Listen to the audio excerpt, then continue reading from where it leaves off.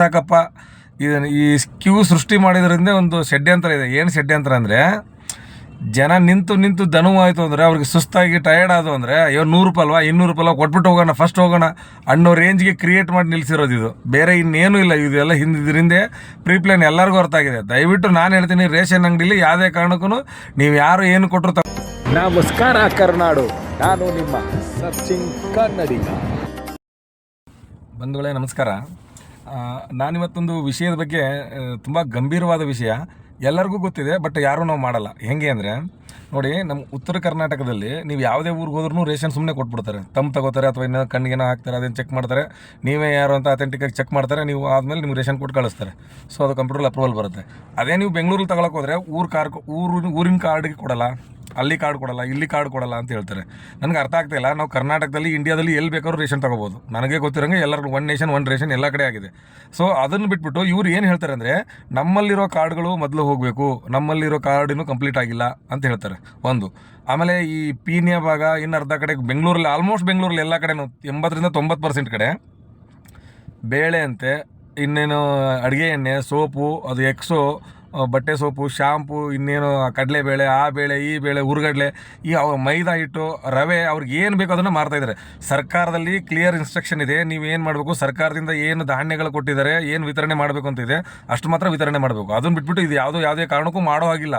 ಫೋರ್ಸ್ಫುಲ್ಲಿನೂ ಮಾಡೋಂಗಿಲ್ಲ. First of all ನೀವು ಆ ರೇಷನ್ ಅಂಗಡೀಲಿ ಇಡೋಂಗೆ ಇಲ್ಲ. ಅಲ್ಲಿ ನೀವು ಪಡಿತರ ಅಂಗಡೀಲಿ ಇವನ್ನೆಲ್ಲ ಇಟ್ಟು ಕಂಪಲ್ಸರಿ ಒಂದು ತೊಗೋಬೇಕು, 200 ಕೊಡು, 300 ಕೊಡು ಅಂದ್ಬಿಟ್ಟು ಗಂಟೆ ಕಾಯಿಸಿದ ಮೇಲೂ ಅವ್ರು ರೇಷನ್ ಅವ್ರು ತೊಗೊಂಡು ಹೋಗೋಕ್ಕಾಗಲ್ಲ. ಇಲ್ಲಿ ಬೆಂಗಳೂರಲ್ಲಿ ಬಡವರು ಬರ್ತಾ ಇರೋದು ರೇಷನ್ಗೆ. ಇನ್ನೇನು ಸಾವುಕಾರ ಯಾರು, ಇದ್ದವ್ರು ಯಾರು ಬರಲ್ಲ.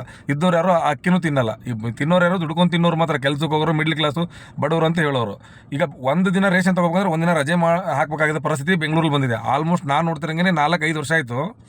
ಮೊದಲಿನಷ್ಟು ನಾವು ರೇಷನ್ ತೊಗೊಳ್ಳೋದು ಈಸಿನೇ ಇಲ್ಲ. ಬೆಳಗ್ಗೆ 4 ಗಂಟೆ 3 ಗಂಟೆಗೆ ಹೋಗಿ ನಿಂತ್ಕೊಂಡ್ರೆ ನಾವು ಆಚೆ ಬರೋದು 12 ಗಂಟೆಗೆ ಬಂದು ರೇಷನ್ ಇಟ್ಟು ನೀವು ಯಾವ ಕೆಲಸಕ್ಕೆ ಹೋಗ್ತೀರಾ? ನೀವು ತಿಂಡಿ ತಿನ್ನೋದು, ಊಟ ಮಾಡೋದು ಏನೂ ಬೇಡವಾ? ಸೊ ಸರ್ಕಾರಗಳು, ನಾನು ಯಾರು ಈ ವಿಡಿಯೋ ನೋಡ್ತಿರೋ ದಯವಿಟ್ಟು ಇದನ್ನು ಎಲ್ಲರಿಗೂ ಶೇರ್ ಮಾಡಿ. ನಿಮ್ಮ ಫೇಸ್ಬುಕ್ ಗ್ರೂಪು, ಆಮೇಲೆ ವಾಟ್ಸಪ್ ಗ್ರೂಪ್ಗಳಲ್ಲಿ ನಿಮ್ಮ ಯಾವ್ಯಾವ ಗ್ರೂಪ್ಗಳಿದೆ ಫ್ರೆಂಡ್ಸ್ಗೆ ಅವ್ರಿಗೆಲ್ಲರಿಗೂ ಶೇರ್ ಮಾಡಿ. ನಿಮಗೆ ಒಂದು ಮಾಹಿತಿ ಇದೆ ಸರ್ಕಾರದಿಂದ, ಯಾರು ನೀವು ರೇಷನ್ ತೊಗೋತಿರೋ, ನೀವು ರೇಷನ್ ಅಂಗಡಿ ಮುಂದೆ ಅಲ್ಲಿ ಫುಡ್ ಆಫೀಸರ್ ನಂಬರ್ನ ಡಿಸ್ಪ್ಲೇ ಮಾಡಬೇಕು, ಅವ್ರ ಲೈಸೆನ್ಸ್ ನಂಬರ್ನ ಡಿಸ್ಪ್ಲೇ ಮಾಡಬೇಕು, ಯಾರು ಲೈಸೆನ್ಸ್ ಹೋಲ್ಡರ್ ಇದ್ದಾರೋ ಆ ಲೈಸೆನ್ಸ್ನ ಡಿಸ್ಪ್ಲೇ ಮಾಡಬೇಕು. ಅದು ಬಿಟ್ಬಿಟ್ಟು ಈ ತಿಂಗಳು ಏನು ರೇಷನ್ ಬಂದಿದೆ, ಒಬ್ರಿಗೆ ಎಷ್ಟು ಕೊಡಬೇಕು ಅದನ್ನು ಡಿಸ್ಪ್ಲೇ ಮಾಡಬೇಕು. ಅದನ್ನು ಯಾವುದೂ ಮಾಡ್ತಾ ಇಲ್ಲ ಇವರು. ಅದನ್ನೆಲ್ಲ ಮಾಡಿಬಿಟ್ಬಿಟ್ಟು ಇದನ್ನು ಮಾತ್ರ ಮುಂದೆ ಇಟ್ಕೊಂಡು ಕುಂತಿದ್ದಾರೆ. ರೌಡಿಸಮು, ಕೇಳಿದ್ರೆ ರೌಡಿಸಮು. ನಾನು ಆ ಸಣ್ಣ ಪುಟ್ಟದವ್ರು ಯಾರು ರೇಷನ್ನೇ ತಗೊಳಕ್ಕೆ ಹೋಗಲ್ಲ. ಸುಮಾರು ಜನ ಸರ್ಕಾರದ ಕಾಯ್ದೆಯಿಂದಲ್ಲ, ಇವರು ಬಯಕೆನೇ, ಇವರು ರೌಡಿಸಮ್ಗೆ ರೇಷನ್ನೇ ತಗೊಳ್ಳೋದು ಬಿಟ್ಬಿಟ್ಟಿದ್ದಾರೆ. ನಾನು ಹೇಳೋದು, ಎಲ್ಲ ಗೊತ್ತಿದ್ದು ನಮಗೆ ಇಂಥ ಆಟ ಆಡಿಸ್ತಾರೆ ಇವರು. ಬೇರೆ ಯಾರು ಇನ್ನು ಸಣ್ಣ ಪುಟ್ಟದವ್ರು ಹೋದ್ರಂತೂ ಕೇರೆ ಮಾಡೋಂಗಿಲ್ಲ. 300 ರೂಪಾಯಿ ಇಸ್ಕೊಂಡಿದ್ದಾರೆ. ಪುಣ್ಯ ಅಂದ್ಬಿಡೋದು. 1 kg ರವೆ, 1 kg ಕಡಲೆಬೇಳೆ ಏನೋ ಕೊಟ್ಬಿಟ್ಟು 300 ರೂಪಾಯಿ ಇಸ್ಕೊಂಡಿದ್ದಾರೆ. ಇದು ಯಾವ ಲೆಕ್ಕನೋ ನಂಗೆ ಅರ್ಥ ಆಗ್ತಾ ಇಲ್ಲ. ನಾನು ಆವಾಗಲೇ ಹೇಳ್ದಂಗೆ 89% ಇದೇ ಥರನೇ ಇರೋದು ಬೆಂಗಳೂರಲ್ಲಿ. ನಿಜವಾಗ್ಲೂ ನಾನು ಹೇಳೋದು, ಪ್ರಾಮಾಣಿಕತೆಗೆ ಅದ್ರ ಬಗ್ಗೆ ಏನಾದರೂ ನೀವು ರೇಷನ್ ಅಂಗಡಿಯವ್ರು ನೋಡ್ಬೇಕಂದ್ರೆ ನೀವು ಉತ್ತರ ಕರ್ನಾಟಕಕ್ಕೆ ಬರಬೇಕು. 1 kg ಮೋಸ ಮಾಡಲ್ಲ ನಿಮಗೆ. ಆಮೇಲೆ ನಿಮ್ಗೆ ಯಾವುದೇ ಕಾರಣಕ್ಕೂ ಒಂದು ಕ್ಯೂ ಇರಲ್ಲ. ಇವರೇ ಕ್ಯೂನ ಸೃಷ್ಟಿ ಮಾಡಿಬಿಟ್ಟು ನಾವು ಹೋದರೆ ಸಾಕಪ್ಪ. ಇದನ್ನು ಈ ಕ್ಯೂ ಸೃಷ್ಟಿ ಮಾಡಿದ್ರಿಂದ ಒಂದು ಷಡ್ಯಂತ್ರ ಇದೆ. ಏನು ಷಡ್ಯಂತ್ರ ಅಂದರೆ, ಜನ ನಿಂತು ದನುವಾಯಿತು ಅಂದರೆ, ಅವ್ರಿಗೆ ಸುಸ್ತಾಗಿ ಟಯರ್ಡ್ ಆದವು ಅಂದರೆ, ಅಯ್ಯೋ 100 ರೂಪಾಯಿ ಅಲ್ವಾ, 200 ರೂಪಾಯಿ ಅಲ್ವಾ, ಕೊಟ್ಬಿಟ್ಟು ಹೋಗೋಣ, ಫಸ್ಟ್ ಹೋಗೋಣ ಅನ್ನೋ ರೇಂಜ್ಗೆ ಕ್ರಿಯೇಟ್ ಮಾಡಿ ನಿಲ್ಲಿಸಿರೋದು ಇದು. ಬೇರೆ ಇನ್ನೇನು ಇಲ್ಲ. ಇದೆಲ್ಲ ಇದರಿಂದ ಪ್ರೀಪ್ಲಾನ್ ಎಲ್ಲರಿಗೂ ಹೊರತಾಗಿದೆ. ದಯವಿಟ್ಟು ನಾನು ಹೇಳ್ತೀನಿ, ರೇಷನ್ ಅಂಗಡಿಲಿ ಯಾವುದೇ ಕಾರಣಕ್ಕೂ ನೀವು ಯಾರು ಏನು ಕೊಟ್ಟರು ತೊಗೊಳಕೂಡದು. ನೀವು ತೊಗೊಳಕ್ಕೆ ಹೋಗ್ಬೇಡಿ. ನಾನಂತೂ ಯಾವುದೇ ಕಾರಣಕ್ಕೂ ತೊಗೊಳ್ಬೇಡಿ. ಹಾಗೇನನ್ನ ತೊಗೊಳ್ಳಿ ಅಂತ ಹೇಳಿದ್ರೆ ನೀವು ಸ್ಟಾರ್ಟಿಂಗಿಂದನೇ ಏನು ಕೆಟ್ಟ ಶಬ್ದ ಯಾರಿಗೂ ಬೈದೇನೆ ಮಾತಾಡ್ದೇನೆ ಅವ್ರು ಏನು ಹೇಳ್ತಾರೆ ಅದನ್ನು ವೀಡಿಯೋ ಮಾಡ್ಕೊಳ್ಳಿ. ವೀಡಿಯೋ ಮಾಡ್ಕೊಂಡು ಫುಡ್ ಆಫೀಸರ್ ಯಾರು ಇರ್ತಾರೋ ಅವ್ರಿಗೆ 1967 ಏನೋ ಇದೆ ಫುಡ್ ಹೆಲ್ಪ್ಲೈನ್ ನಂಬರ್, ಅದಕ್ಕೆ ಕಾಲ್ ಮಾಡಿದ್ರೆ ಯಾರೋ ಫುಡ್ ಆಫೀಸರ್ ನಿಮ್ಗೆ ಕಾಲ್ ಮಾಡ್ತಾರೆ. ನಿಮ್ಮ ಹತ್ರ ಏನು ವೀಡಿಯೋ ಸಬ್ಮಿಟ್ ಮಾಡಿ ಅವ್ರ ಲೈಸೆನ್ಸ್ನ ಸಸ್ಪೆಂಡ್ ಮಾಡ್ತಾರೆ.